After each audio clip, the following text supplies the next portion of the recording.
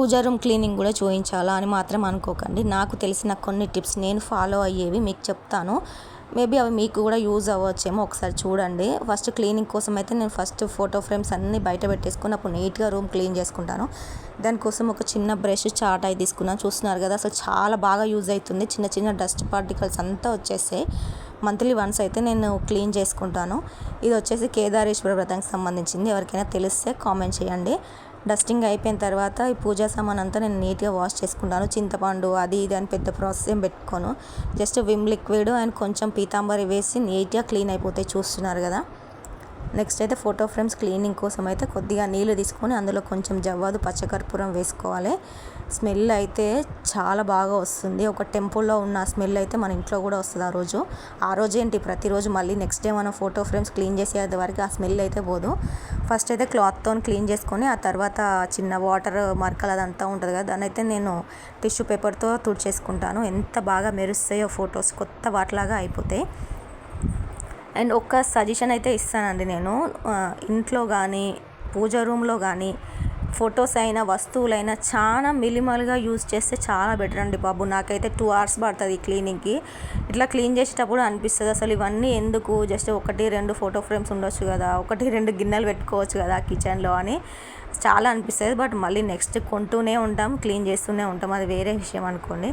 So ఇప్పుడైతే ఒక చిన్న ఇంపార్టెంట్ విషయము, ఇందాక చూసారు కదా చల్లకవము, నేను పూజా రూమ్లో కొద్ది రోజులుగా అయితే నేను దాన్ని ఫాలో అవుతున్నాను. నాకైతే చాలా మంచిగా అనిపిస్తుంది. ఒకరు చెప్తుంటే విన్నాను అనమాట, మనం మజ్జిగ చిలికినప్పుడు చల్ల పుడుతుంది కదా, అట్లానే మన ఇంట్లో కూడా సిరి సంపదలు పుడతాయి పూజా రూమ్లో పెట్టి పూజ చేసుకుంటే అని విన్నాను. నాకు ఎందుకో చాలా నచ్చింది ఆ మాట, నచ్చి అయితే ఫాలో అవుతున్నాను. అలాగే నాకు చాలా మంచి కూడా అవుతుంది. సో మీలో ఎవరికైనా తెలియని వాళ్ళు ఉంటే అది ఫాలో అవ్వండి. ఓన్లీ చెక్కది మాత్రం పెట్టుకోండి. ఇనుము, స్టీలు, ప్లాస్టిక్ ఇట్లాంటివి అయితే అసలు పెట్టుకోవద్దు. ఇక్కడ ఫోటో ఫ్రేమ్స్ బొట్టు పెట్టేటప్పుడు మీకు ఎవరికైనా నాలాంటి ఒక పిచ్చి ఫీలింగ్ ఉందా? ఫోటో ఫ్రేమ్లో ఎంతమంది దేవుళ్ళు ఉంటే అంతమంది దేవుళ్ళకి బొట్టు పెట్టాలనిపిస్తుంది. ఒకరికి పెట్టి ఒకరికి పెట్టకుండా ఉంటే ఏదో తెలియని ఒక అయ్యో ఈ దేవునికి పెట్టలేదు కదా అని అనుకుంటాం అనమాట. మళ్ళీ ఇది ఎక్కడ పెట్టాలని డౌట్ వస్తుందేమో. ఇదైతే మన పూజ రూమ్లో లేదంటే పూజ కబోర్డ్ చిన్న ప్లేస్లో ఎక్కడైనా ఒక మూలన పెట్టేయచ్చు. పెద్దగా ప్లేస్ కూడా ఇదేమీ ఆక్యుపై చేయలేదు. సో ఇదంతా ఇంత కష్టపడి నీట్గా చేస్తాం కదా, పూజా రూమ్ క్లీనింగ్ చేసి దీపం పెట్టిన తర్వాత అయితే అట్లానే చూస్తూ ఉండాలనిపిస్తుంది.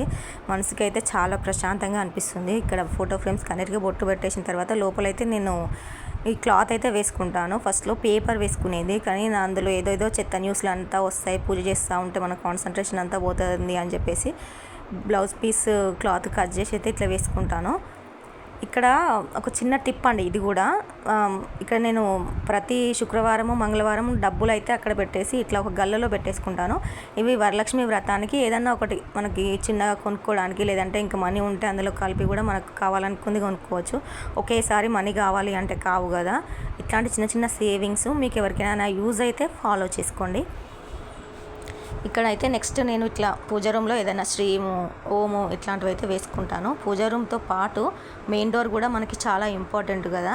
సో మెయిన్ డోర్ కూడా కలగా ఉండాలి. ఇట్లా నేనైతే మంచిగా గంధం బొట్లు, కుంకుమ బొట్లు పెట్టేసి తోరణాలు కూడా కట్టేసాను. అప్పుడే పండగ కళ కూడా వచ్చేసింది.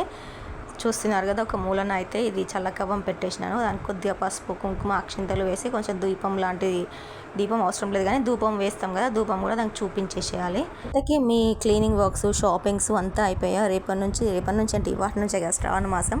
సో నా ఈ చిన్న వీడియో మీకు నచ్చినట్లయితే చూసి వెళ్ళిపోకుండా సబ్స్క్రైబ్ చేసుకొని నాకైతే సపోర్ట్ చేయండి. చూస్తున్నారు కదా నా పూజా రూము, మీకు నచ్చిందా? నచ్చితే కామెంట్ చేయండి.